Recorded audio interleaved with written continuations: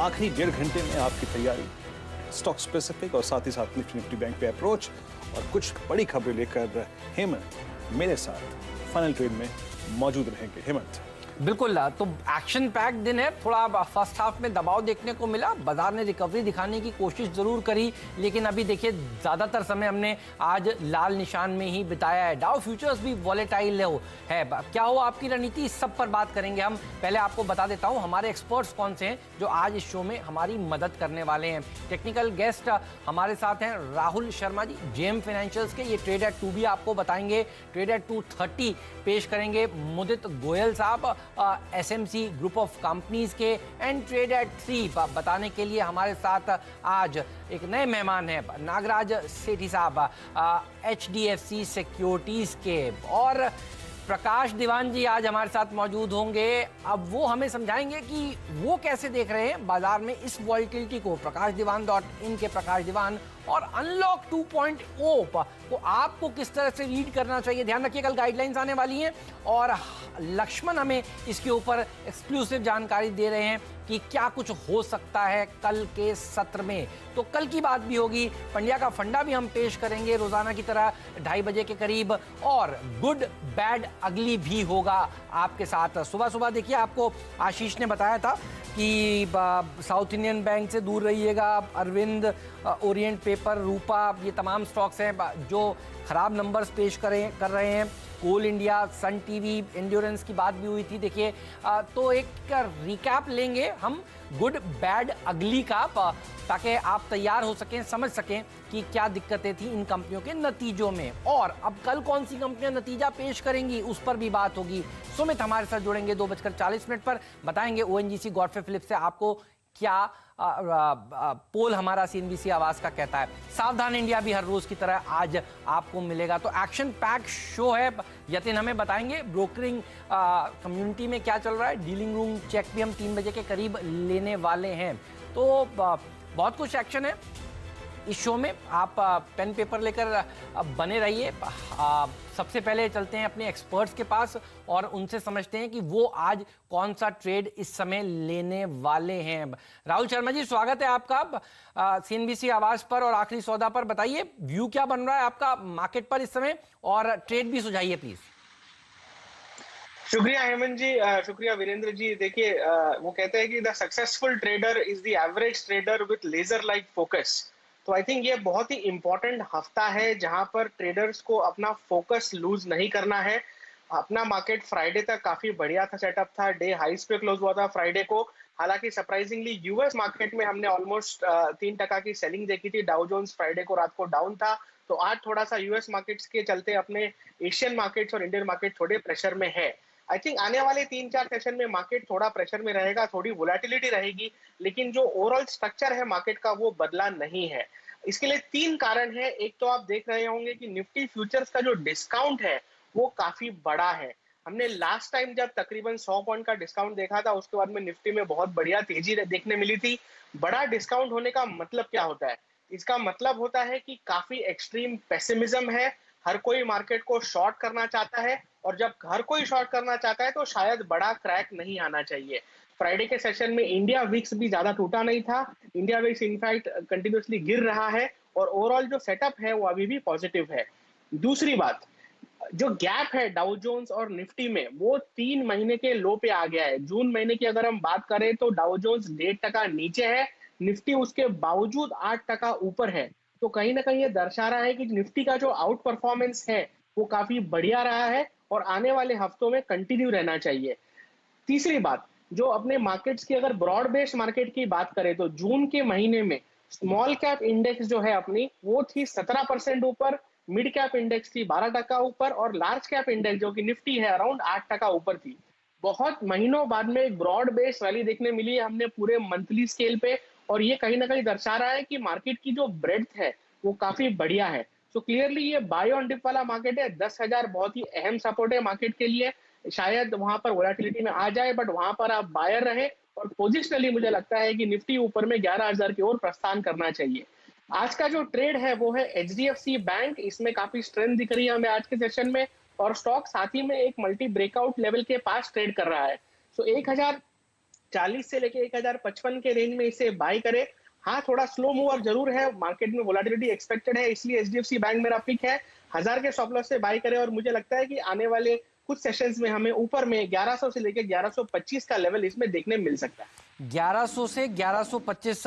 यहाँ पर वीरू मैं बस एक चीज जोड़ देना चाहता हूं कि ये शेयर आज गैप डाउन खुला क्यों था। अगर आपको ये समझ में आएगा तो ये टेक्नोफंडा कॉल बनने का दम कम रखता है ये वाला कॉल। टेक्निकली तो देखिए आपको बता दिया, लेकिन आज थोड़ी देर पहले एक क्लैरिफिकेशन पेश किया है एचडीएफसी बैंक ने। वीरू, सब लोग ये सोच रहे थे कि 13,000 करोड़ रुपए का क्यूआईपी करने वाले हैं, इस तरह की खबरें आई थी मार्केट में, लेकिन एचडीएफसी बैंक कह रहा है ये बेसलेस खबरें हैं। तो ध्यान रखिए, जब इस तरह की खबरों का खंडन हो जाए और बैंक ने प्रेस रिलीज आज मार्केट के दौरान ही देखिए पेश कर दिया है, तो ये अब से लेकर 3:30 बजे तक आपको खूब पैसा बनाकर दे सकता है, क्योंकि कुछ लोगों ने यहां पर ये सोचकर मंदी की होगी कि पता नहीं क्यूआईपी हो तो आज शेयर चले नहीं चले। याद करिए जिस दिन आईसीआईसीआई बैंक की खबर आई थी कि वो क्यूआईपी से फंड रेज करने वाले आईसीआईसीआई बैंक के स्टॉक में जोर से गिरावट देखने को मिली थी, और वही देखिए आज सुबह सुबह कुछ लोगों ने अटेम्प्ट किया होगा आई एम श्योर, और आज बाजार नीचे है, एचडीएफसी बैंक ऊपर है, और कारण मैंने आपको बताया। और टेक्निकल एक्सपर्ट देखिए आपको कह रहे हैं कि यहां पर तेजी करके चलना चाहिए। तो राहुल शर्मा जी का ये कॉल है और ये ट्रेड एट 2 है, इसे अभी के अभी लीजिए, आपको 3:30 बजे तक भी अच्छा मुनाफा इस ट्रेड पर हो सकता है। और वीरू, यही वो स्टॉक है जो दरअसल आज निफ्टी की भी मदद कर रहा है, नहीं? बिल्कुल बिल्कुल। अगर आप देखें हेमंत, आज सुबह जो हमारी अप्रोच थी उसमें करीब करीब वो जो 10-200 का क्लस्टर बाय करने की, 10-220 के क्लस्टर को बाय करने की एक अपॉर्चुनिटी थी, वो आई, 100 पॉइंट आपको देखी गई। निफ्टी बैंक में वो अपॉर्चुनिटी आई, लगभग 300 पॉइंट आपको देखी गई। और यकीन मानिए अगर 21,100 का लेवल निफ्टी बैंक होल्ड कर रहा है और वो 21,000 का ब्रेकडाउन अभी तक नहीं आया, तो उसका प्रमुख, उसका की अगर आप देखें जो कारण है वो एचडीएफसी है, एचडीएफसी बैंक है। याद रखिए 1048 डे हाई की ट्रेजेक्टरी में। तो हेमंत ने जो एग्जैक्टली बताया ना कि जो एचडीएफसी बैंक ने क्लैरिफिकेशन दिया है उसके बाद स्टॉक डे हाई की ट्रेजेक्टरी में है। एक अटेम्प्ट लिया था इसने करीब करीब आप समझ लीजिए 1:30 बजे के आसपास, उसके बाद नीचे आया और फिर अब बात करते करते डे हाई पर 1060 का स्तर यहां पे है। राहुल, एक बात बताइए कि इंडिसेस ने अपनी रेंज को डिफाइन कर दिया है आज के सेशन के लिए। ठीक है, डाउ फ्यूचर्स नीचे हैं, 25,000 के नीचे हैं, लेकिन 10-200 पे निफ्टी काफी स्ट्रॉन्ग सपोर्ट ले रहा है, 21,000 पे बैंक निफ्टी काफी स्ट्रॉन्ग सपोर्ट ले रहा है। आखिरी 1 घंटे के लिए अगर मैं आपसे कहूं कि एक प्लेन वनीला ट्रेड लेना हो, कोई कॉल कोई पुट पकड़ के एक छोटे स्टॉप लॉस के साथ, तो आपका मैंडेट क्या होगा, क्योंकि आप एचडीएफसी बैंक को बाय करा रहे हैं? जी हाँ, बिल्कुल वीरू जी। देखिए निफ्टी ने, जैसे आपने बहुत ही बढ़िया कहा कि 10,200 के आसपास निफ्टी में एक मौका था बाय करने का, और उसके बाद में पूरे सेशन में फ्रेश बिकवाली हमें देखने नहीं मिली है। मुझे लगता है कि लास्ट आवर ऑफ सेशन में निफ्टी में थोड़ी शॉर्ट कवरिंग यहाँ पर आ सकती है, और साथ ही में निफ्टी में हमें 10,325 से लेकर 10,340 तक के लेवल इंट्राडे में देखने मिल सकते हैं। तो इस ट्रेड के लिए मेरी राय यही रहेगी कि आप 10,300 का जो कॉल ऑप्शन है उसे बाय करें। मेरे पास लाइव रेट्स अभी सामने नहीं आ रहे, बट अगर स्पॉट लेवल्स की अगर हम बात करें तो 10,240 का स्टॉप लॉस रहेगा और 10,325 ऊपर में स्पॉट में आने की संभावना है। तो 10,300 का कॉल ऑप्शन तो पहले डायरेक्टर साहब दिखाइए। इस समय राहुल जी को वो कॉल ऑप्शन का भाव नहीं मिल पा रहा है, लेकिन आप दिखाइए एक बार प्लीज कि 10,300 का कॉल ऑप्शन कहां पर चल रहा है, ताकि लोग इसे ट्रेड को ले सकें। बाजार में रिकवरी के लिए प्ले करने की बात हो रही है साफ तौर पर इस शो में। और देखिए 90 रुपए पर ये कॉल कुछ कह रहे हैं डॉक्टर साहब आप? ओके, प्रकाश दीवान जी के पास भी जाते हैं, तो प्रकाश दीवान जी भी जुड़ गए हैं, ये मुझे कान में मेरे बताया जा रहा है। लेकिन ये देखिए 90 रुपए का ये भाव है और यहाँ पर आपको इस समय लेना चाहिए, ये राय निकल के आ रही है। चलिए, तो एचडीएफसी बैंक का इसके ऊपर रखिएगा नजर। ये पहला ट्रेड आपको दिया गया है और अभी दूसरे ट्रेड आने भी बाकी हैं, और धीरे धीरे करके डॉक्टर साहब एक बार इंट्राडे चार्ट एचडीएफसी बैंक का दिखाइएगा, क्योंकि जब से बात हुई है उसके बाद से एचडीएफसी बैंक और 2-3 रुपए देखिए ऊपर की तरफ निकलता जा रहा है, और दिन के हाईएस्ट लेवल पर ये एचडीएफसी बैंक देखिए ट्रेड कर रहा है। ये देखिए जो आपको लास्ट में टिक दिख रही है, ये वो समय था जब सबसे पहले ये जानकारी आपको दी गई थी। लेकिन चलिए दीवान साहब को जोड़ते हैं। दीवान साहब, स्वागत है आपका सीएनबीसी आवाज पर आखिरी सौदा में। बताइए मूड क्या है आपका, मार्केट पर क्या व्यू है? एचडीएफसी बैंक पर हम चर्चा कर रहे थे, प्लीज कंट्रीब्यूट करिए उसमें। दीवान साहब को बहुत नॉलेज है और दीवान साहब हर खबर को बहुत क्लोजली ट्रैक भी करते हैं। दीवान साहब, आपकी राय? नहीं, thank you Hemant, thank you Virendra. मजा आ रहा है ये आज बहुत दिनों बाद आप लोग के सबके साथ ये शो करते हुए। और राहुल की कमेंट्री सुन के बड़ा अच्छा लगा कि जो जो जिस टाइप का उन्होंने सिर्फ एक चीज नहीं कि सिर्फ बुलिशनेस का वो किया है ऐलान, बट उसको अच्छी तरह एक्सप्लेन भी किया। और मैं भी इस चीज से सहमत हूँ कि मार्केट जिस हिसाब से चल रहा है, तो जो शॉर्ट साइड में लोग ट्रैप होने की तैयारी में लग रहे हैं, हो सकता है हम 10,000 की तरफ भी एक आध बार जाएं, लेकिन अभी भी मार्केट का अंडरटोन जो है वो बुलिश है। और उसके रीजन है कि ये समय आपके पास करीब 2 हफ्ते का है हेमंत, जब जुलाई में जून एंड के क्वार्टर के नंबर्स आने शुरू हो जाएंगे। तो अभी तो हमने जून एंड के नंबर्स आते हुए देख रहे हैं हम लोग, सॉरी मार्च एंड के नंबर्स आते हुए देख रहे हैं, और अब जून एंड के भी नंबर्स की तैयारी होने लगेगी। तो इस दोनों के बीच का जो फासला है, उसमें थोड़ा सा एक अच्छा खासा अपमूव आने की उम्मीद है, और पार्टिसिपेशन थोड़ा ब्रॉड बेस भी रह सकता है। जहां तक HDFC का सवाल है, आई थिंक बहुत क्लियर है, that was a news flow driven thing कि जैसे ही वो डाइल्यूशन की बात आई तो थोड़ी घबराहट हो गई। और HDFC जैसी बैंक भी अगर ये ऐलान करे कि हमको पैसे जुटाने पड़ेंगे, आगे चल के तकलीफें बहुत ज्यादा हैं, तो वो एक चिंता का कारण जरूर बन सकता है। थोड़ा सा दबाव मुझे लगता है इस वजह से बड़ी बैंकों पे, कोटक पे भी सुबह में था। But banking as a sector, my view is कि थोड़ा सा इससे थोड़ा परहेज मुझे इसलिए हो रहा है कि अभी जो मॉरेटोरियम का जो सारा कार्यक्रम है, ये इसके इम्पैक्ट क्या होगी, इसमें से नए NPA एक्रीशन कितने होंगे, और तकलीफें कब कितनी लंबी चलेंगी। तकलीफें क्या है ये तो हम सब समझ गए हैं लॉकडाउन की वजह से जो हुआ है, लेकिन कितने लंबे समय तक ये चलेंगी इसका अनुमान थोड़ा सा अभी मुश्किल लग रहा है। और वो अनुमान जैसे ही लगेगा तो बैंकिंग सेक्टर रीरेट होना शुरू होगा, लेकिन तब तक मुझे नहीं लगता बैंकिंग सेक्टर में कोई बहुत उतावलापन करना चाहिए लेने के लिए, चाहे वो अच्छी बैंक्स हो या जैसी मिड साइज की भी बैंक्स हो, उनको भी आप थोड़े दिन बाद देखिए। अभी जो लेना चाहिए, मुझे लगता है नया थीम जो इमर्ज हो रहा है वो चाइना के टैरिफ, चाइना के साथ जो हमारा ट्रेड वो है बैलेंस, उसको लेके है। उसमें से कुछ चीजें मुझे लगता है अपॉर्चुनिस्टिकली बहुत आएंगी। एक डिफेंस का है प्ले, पेपर ऑलरेडी आपने देख लिया है क्यों हो रहा है, क्योंकि पेपर इंपोर्ट जो रॉ मटेरियल होता था, पल्प जो होता था, वो काफी हद तक उस पर आंच आएगी, और जिन लोग के इंटीग्रेटेड यूनिट्स हैं उनको फायदा होता हुआ बहुत क्लियरली दिख रहा है। और ऑफ कोर्स एक नामी इन्वेस्टर ने जो स्टेक लिया है उसकी वजह से थोड़ा ट्रिगर आज ज्यादा है।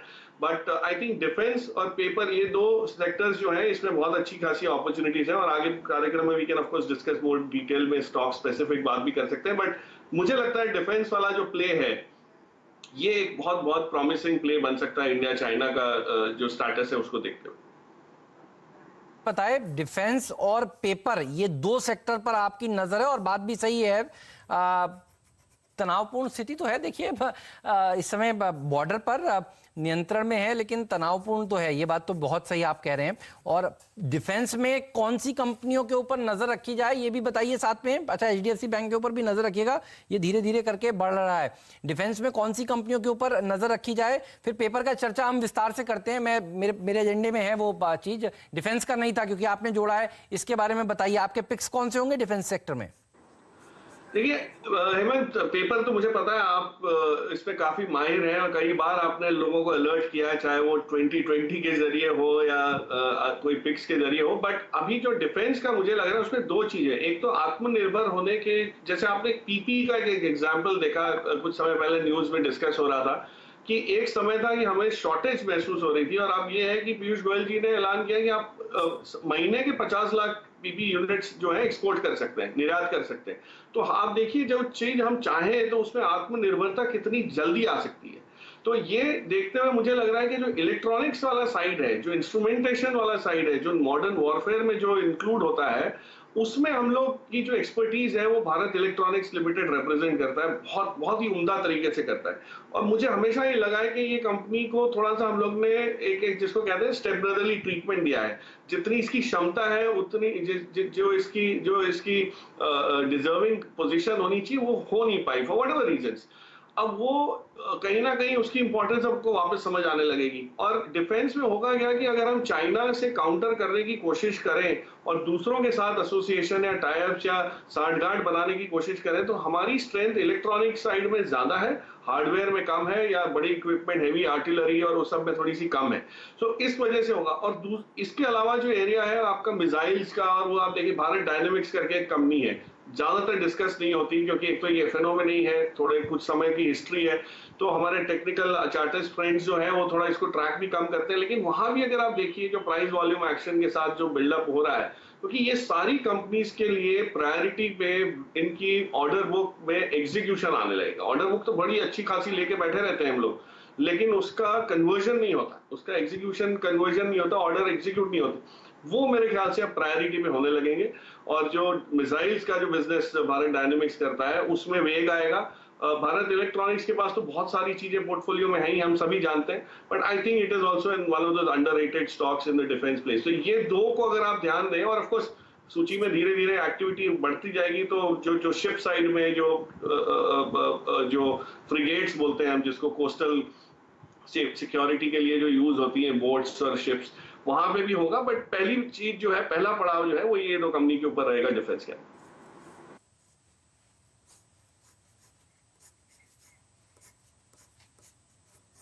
उनसे, लेकिन क्योंकि प्रकाश ने जो दो स्टॉक्स का नाम लिया ना, उनमें मुझको एक ट्रेड विजिबल है।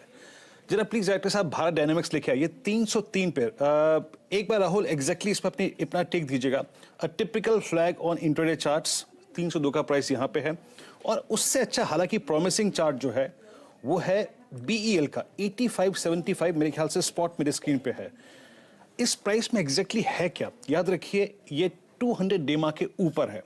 राहुल एग्जैक्टली आपकी राय क्या है? इन दोनों में से कौन सा प्रॉमिसिंग लग रहा है एक क्लोजिंग ट्रेड के लिए, अगले 1-1.5 घंटे के लिए? जी, अगर हम कंपैरिजन की बात करें तो बीडीएल का सेटअप ज्यादा बढ़िया है। इसमें लास्ट 3 सेशन में 2 बड़े कैंडल्स, अगर आप आवरली चार्ट की बात करें तो बड़े कैंडल्स है जहां पर अच्छा वॉल्यूम देखने मिला है हमें, और पॉसिबिलिटी है कि ये स्टॉक 310 से 315 ऊपर में आगे बढ़ सकता है। साथ में अगर हम बीईएल की बात करें तो बीईएल का पोजिशनरी स्ट्रक्चर काफी बढ़िया है। आई थिंक 2-3 दिनों के लिए कंसोलिडेट जरूर कर रहा है स्टॉक अच्छी मूवमेंट के बाद में, बट ओवरऑल ये अपने 200 डे ईएमए के ऊपर ट्रेड हो रहा है, और साथ ही में जो स्टॉक पे इंटरेस्ट है वो लूज नहीं हुआ है यहाँ पर। तो मुझे लगता है कि पोजिशनल ट्रेडर्स के लिए बीएल अच्छा प्ले करना चाहिए, और इंट्राडे के लिए बीडीएल अच्छा स्टॉक होना चाहिए ट्रेड करने के लिए। तो पोजिशनल के लिए बीईएल और इंट्राडे के लिए बीडीएल, और बीडीएल कैश वाला स्टॉक है। देखिए जब मूवमेंट देता है तो बढ़िया मूवमेंट देता है, और मुझे उसका मूवमेंट याद आता है दीवान साहब, पिछले हफ्ते जब इसके नतीजे आए थे, हवा नहीं लगी, बिल्कुल रॉकेट की तरह ऊपर गया बीडीएल का स्टॉक। अब क्या शानदार प्रदर्शन इस स्टॉक ने दिखाया था। लेकिन चलिए हमारे तीसरे मेहमान को भी जोड़ते हैं। नागराज शेट्टी साहब हैं हमारे साथ, एचडीएफसी सिक्योरिटीज के। नागराज जी स्वागत है सीएनबीसी आवाज पर। पहले तो अपना व्यू बताइए, मार्केट को आप किस तरह से आज रीड कर रहे हैं, और कोई एक बढ़िया शानदार पिक भी दीजिए प्लीज। जी हाँ, thank you, good afternoon. Nifty तो कंसोलिडेट कर रहा है थोड़ा नीचे के लेवल पे। आज के दिन कल के शानदार रिकवरी के बाद आज के दिन हम थोड़ा नर्वसनेस देखे निफ्टी में। अभी रेंज बाउंड मार्केट चल रहा है, ज्यादा कुछ मूवमेंट नहीं है। एक खास बात है, overall trend of the Nifty complete जो चार्ट पैटर्न डेली या वीकली का आप देखोगे, निफ्टी अभी भी स्ट्रेंथ है अप ट्रेंड में, अप ट्रेंड इज इंटैक्ट। जो भी नीचे में अगर मार्केट आएगा अराउंड 10,200 के आसपास, अच्छा खासा सपोर्ट है आज के दिन के लिए। अगर उसके नीचे आता है तो 10,000 का स्ट्रॉन्ग सपोर्ट है। सो आज के दिन के लिए मार्केट बैंड में घूम रहा है, अराउंड लोअर के लेवल पे 10,200 के आसपास सपोर्ट ले रहा है। मेरे ख्याल से आज के दिन में मार्केट सस्टेन करेगा, और इवन दो आज अपसाइड मूवमेंट नहीं आए तो इवन छोटे मोटे लॉस में अगर माइनस में अगर मार्केट क्लोज होता है तो भी उतना कुछ खास चिंता नहीं है मार्केट के लिए। 1-2 दिन में मार्केट अपसाइड बाउंस दे सकता है, क्योंकि मार्केट जो रिवर्सल के बाद लास्ट 2 सेशन में मार्केट रेंज बाउंड मूवमेंट दिखा रहा है।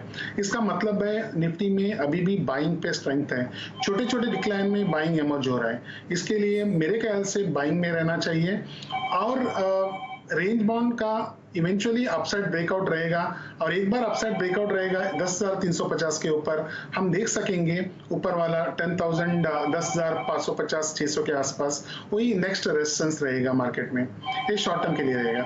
आज के दिन आपका तो मार्केट ज्यादा कुछ मूवमेंट नहीं है, रेंज बाउंड है, थोड़ा सा कुछ अपसाइड में इंट्राडे के लिए थोड़ा अपसाइड में आ सकता है टुवर्ड्स द एंड।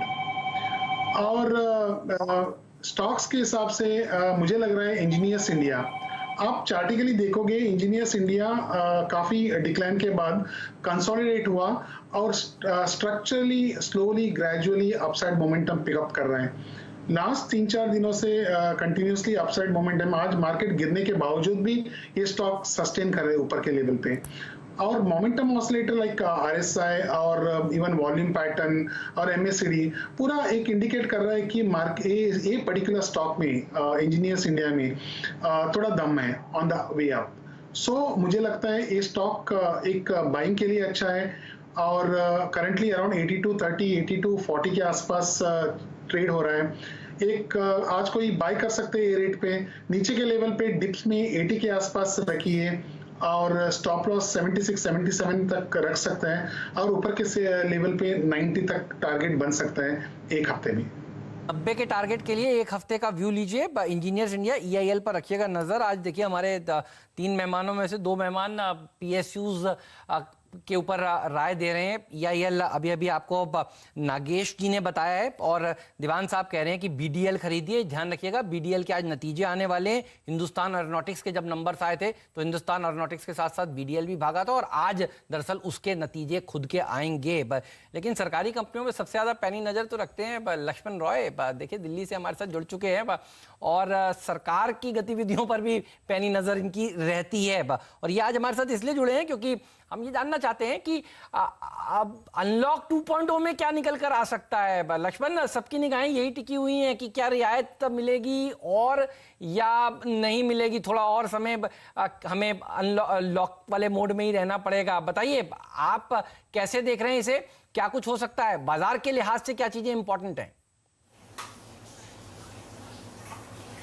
देखिए, जिस तरीके से कोरोना मरीजों की संख्या बढ़ रही है उससे तो ऐसा लगता है कि शायद पाबंदियां जारी रहेंगी, लेकिन जो मुझे सूत्रों से जानकारी मिल रही है, जो सत्ता के गलियारों में हलचल है, उसके मुताबिक पाबंदी जारी नहीं रहेगी, बल्कि सरकार पाबंदी में और ज्यादा ढील देना चाहती है अनलॉक 2 में। अनलॉक 2 की जो गाइडलाइन है वो आज शाम तक या बहुत से बहुत कल देर शाम तक जारी कर दी जाएगी और उसका मुख्य फोकस रहने वाला है कि इकोनॉमिक एक्टिविटी को कैसे बढ़ाया जाए। वहां पर 3 मोर्चे पर आप बड़ा ऐलान देखेंगे। पहला कि इंडस्ट्रियल एक्टिविटी को बढ़ाने के लिए कामगार जो चले गए हैं छोड़ करके अपने अपने गांव या घर, उनको वापस कैसे लाया जाए उस पर जोर होगा। स्पेशल ट्रेन की संख्या ज्यादा से ज्यादा बढ़ाई जाएगी, हालांकि समान ट्रेन चालू नहीं होगी, इस पर पाबंदी जारी रहेगी। दूसरा, फ्लाइट को लेकर के फ्लाइट की संख्या, डोमेस्टिक फ्लाइट की संख्या बढ़ाई जा सकती है। इंटरनेशनल फ्लाइट कब से शुरू की जाएगी इसकी समय सीमा का ऐलान यहां पर किया जा सकता है, हालांकि सीमित मात्रा में कुछ चुनिंदा देशों के लिए इंटरनेशनल फ्लाइट की सेवा शुरू होगी, इसका ऐलान किया जा सकता है। अगर स्कूल कॉलेज पर उम्मीद लगा बैठे हैं तो स्कूल कॉलेज के मोर्चे पर शायद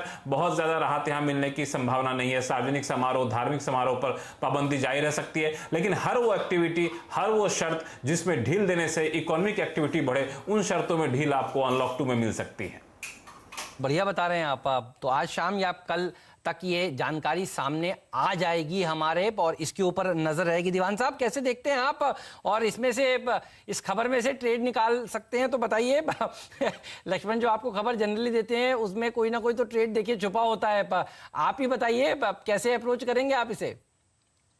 नहीं, आई थिंक बहुत वैलिड पॉइंट बोला उन्होंने। तो 2 चीजें तो साफ जाहिर है, जो बंद थी, जो खुलेंगी चीजें, उसमें खास करके डोमेस्टिक फ्लाइट्स का मामला जो है वो काफी सुधर सकता है। और जिस हिसाब से सरकार ने, बॉम्बे सरकार ने अभी फॉर एग्जांपल स्लॉट 100 के एक्सपैंड किए, जो पहले 20-25 फ्लाइट थी वो 100 तक उन्होंने जो परवानगी दी है, उसको देखते हुए लगता है कि कहीं ना कहीं कारोबार शुरू जैसे जैसे होगा तो ये इसका वापस आपको फ्लाइट्स में जो है वो बेनिफिट मिलेगा। और ये समय जो 3 महीने का मिला है, इसमें बहुत चीजें हुई हैं जो हम लोग उसको बहुत ज्यादा तवज्जो दे नहीं पाए।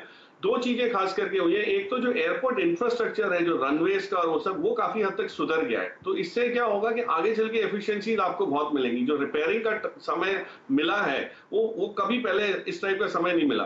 दूसरा ये हुआ है कि जो इंडिगो ने अपने जो एयरबस के जो नियो के जो इंजन्स का इशू चल रहा था काफी समय, आपको ख्याल हो तो उनको उसके लिए वो भी किया गया था कि आप उसको रिपेयर करवाएं, इसको सेट करें राइट, वो उन्होंने 80% तक चेंज कर लिए हैं। तो एटलीस्ट वो जो डाउन टाइम जाता था, वेस्ट होता था, वो अब नहीं होगा, वो उतना रिस्क आपका कम हो गया। तो मेरे हिसाब से एक सबसे बड़ा बेनिफिशियरी तो इंडिगो रहेगा। अब वो मैं शॉर्ट टर्म के लिए कह रहा हूँ, लॉन्ग टर्म में उसका इंपैक्ट क्या होगा ये थोड़ा सा हमको भी देखना पड़ेगा और उसके बाद व्यू लिया जा सकता है, बट ट्रेडर्स के लिए एक बहुत बढ़िया बेट बन सकता है।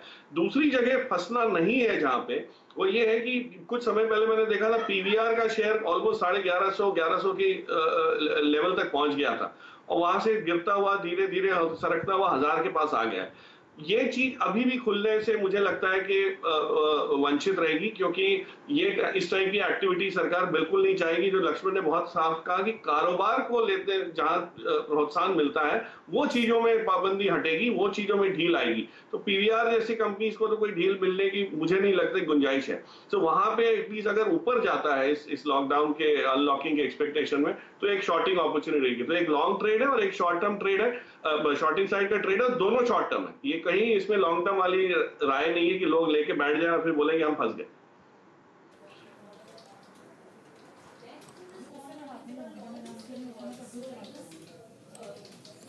ओके, इस बीच अगर आप देखें जब प्रकाश इंडिगो के बारे में बोल रहे थे तो टिक बाय टिक चार्ट लेके आइए जरा। ये स्टॉक लगभग 1004 से 1014 के स्तर पे। हालांकि प्रकाश के बोलने से पहले हेमंत मैं सोच रहा था कि ये स्टॉक आखिरकार चल क्यों नहीं रहा। आज की इस खबर के बाद दो एडवांटेज अगर आप देखें प्रकाश ने गिनवाए। राहुल, कहीं ना कहीं अगर आप देखें मूव तो इस स्टॉक में आया है, आपकी राय क्या कहती है कि अभी ये 10 डेमा को 20 डेमा को पकड़ के चल रहा है? आज की लोअर शैडो भी थोड़ी सी बड़ी हुई है, आपकी राय क्या है शॉर्ट टर्म प्रोस्पेक्टिव से, जिसका जिक्र अभी प्रकाश ने भी किया? 100 रुपए 80 रुपए का मूव संभव लग रहा है क्या आपको इस स्टॉक में? 1013 का स्तर है यहाँ पर। जी हाँ, बिल्कुल। इंडिगो वो कैटेगरी ऑफ स्टॉक्स में आता है जहाँ पे हाई बीटा प्ले देखने मिला है। जब ऊपर से नीचे गिर रहा तभी भी काफी हमने बेयर्स में एक्शन देखा था। अब मैं सरप्राइज नहीं रहूंगा अगर कि इसमें शॉर्ट कवरिंग के चलते इस स्टॉक के अंदर हमें ऊपर में अराउंड 1050 से लेके 1080 का लेवल दोबारा देखने मिले। तो ट्रेडर्स के लिए यही राय है कि आप आज के डे लो के स्टॉप लॉस से लॉन्ग करके चल सकते हैं। इसके अंदर संभावना है 1050 मार सकता है ऊपर में। 1050 के ऊपर अगला जो लेवल है अराउंड 1080 का है।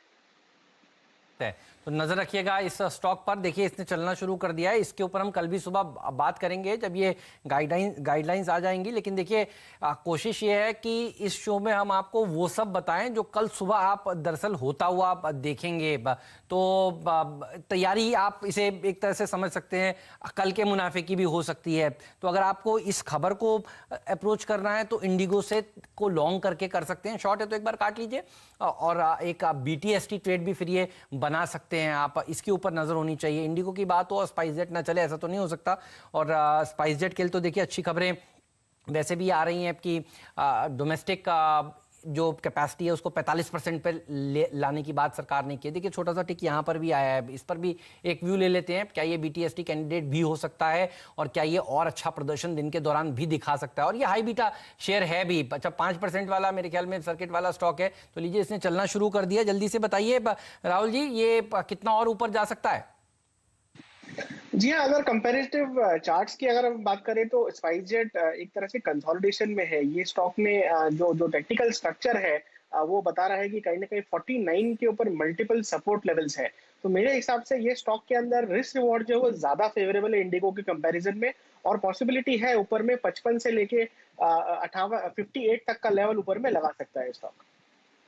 ये बढ़ना शुरू हो रहा है और अब ये हरे निशान में आता हुआ लाल निशान से मूव कर रहा है और अच्छी तेजी देखने को मिल रही है। तो अनलॉक 2.0 की गाइडलाइंस कल सामने पेश हो जाएंगी और ये वो सेक्टर है देखिए जिसको रियायत मिल सकती है। ये उम्मीद अब जगने लगेगी। ये सबसे पहले आप CNBC आवाज पर सुन रहे हैं। अब तक ये जानकारी आपको किसी और दूसरे चैनल पर नहीं मिली है। कामगारों को वापस लाने पर कोशिश होगी, ज्यादा ट्रेन चलाने की बात सरकार करेगी और इंटरनेशनल फ्लाइट्स की शेड्यूलिंग भी सामने आ सकती है। और इसीलिए देखिए ये स्टॉक्स अब आपको स्क्रीन पर चलते हुए नजर आ रहे हैं। ऐसे माहौल में जब आप देखेंगे 400 पॉइंट पॉइंट नीचे बैंक निफ्टी है। स्पाइस जेट आ चुका है अब हरे निशान में और बढ़िया प्रदर्शन देखिए आपको दिखाता हुआ नजर आ रहा है। लाल निशान में था और गहरे लाल निशान में था, लेकिन देखिए ये मैं वही कह रहा था, लक्ष्मण की खबर हो और दीवान साहब उसमें से कुछ निकाले नहीं, ट्रेड ऐसा तो हो नहीं सकता। देखिए दीवान साहब के बोलते ही ये स्टॉक भागता हुआ आपको नजर आ रहा है। नागेश जी से भी एक राय लेते हैं। नागेश जी, स्पाइस जेट आपके सामने देखिए स्क्रीन पर तेजी हो रही है, कितना और बढ़ सकता है दिन के दौरान?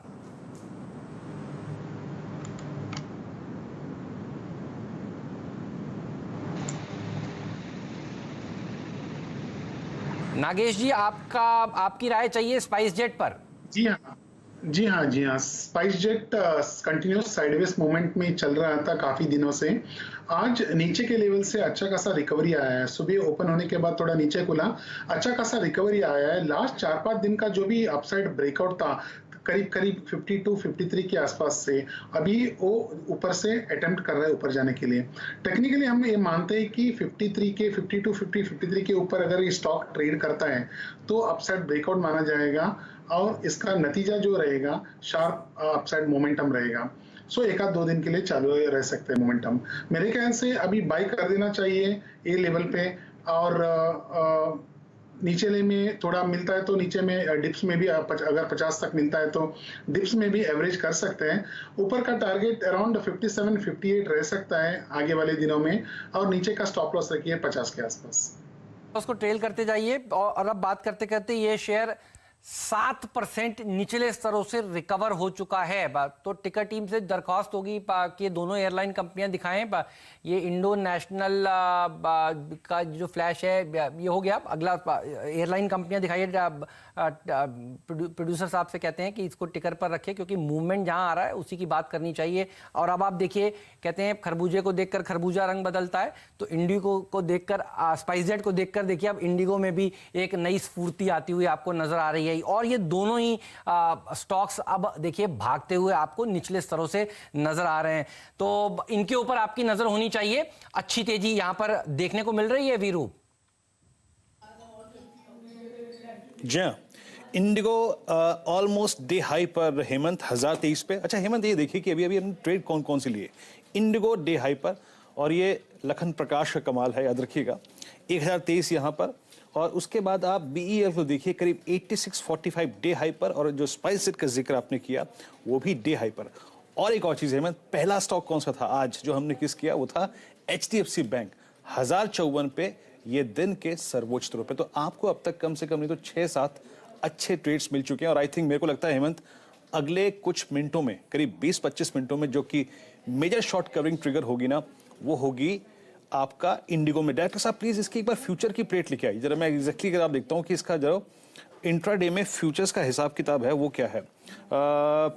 इंडिगो इसका जुलाई फ्यूचर्स लेके आइएगा। आई थिंक मेरे पास इस वक्त ये कोट्स आ नहीं रहे, प्लीज इसका जुलाई फ्यूचर्स लेके आइएगा। 1021 1023 डे हाई पे। आई थिंक शॉर्ट कवरिंग इसमें ट्रिगर होगी। जी हाँ, अब आप देखिए 1027.80। तो हेमंत एक बहुत बेहतरीन शॉर्ट कवरिंग कैंडिडेट आपने यहां पकड़ लिया है। कोई कॉल पकड़ना चाहेंगे राहुल आप इसकी? जी हाँ, इंडिगो में अगर हम ऑप्शंस की बात करें तो इसका जो 1100 का कॉल ऑप्शन है, अराउंड 40 रुपए के आसपास ट्रेड हो रहा है, जो लेटेस्ट प्राइसेस मेरे पास आ रही थी। आई थिंक इसे बाय करके चल सकते हैं। स्टॉक में जैसे मैंने बताया 1050 और 1080 का टारगेट है, तो वो केस में ये कॉल ऑप्शन में आपको तकरीबन 60 रुपए का टारगेट एक्सपेक्ट करके चल सकते हैं। तो 30 रुपए के स्टॉप लॉस से बाय करके चले। तो विस्तार से बात हो गई इस खबर की, और इन स्टॉक्स पर हम सुबह भी नजर रखेंगे। तो एक बार फिर से याद दिला दूं, इंटरग्लोब और स्पाइस जेट पे तेजी करने की राय है, BDL पर तेजी करने की राय दीवान साहब ने की है, और आपको नागराज जी ने कहा है कि EIL खरीदिए। HDFC बैंक पर भी कॉल साफ है। तो ये तमाम स्टॉक्स हैं जिनमें अच्छी रैली निचले स्तरों से देखिए अब देखने को मिल रही है। लेकिन एक और खबर की बात हुई थी, पेपर कंपनियों की बात, और दीवान साहब ने अपने ओपनिंग रिमार्क्स में ही पेपर की बात करी है, तो फिर तो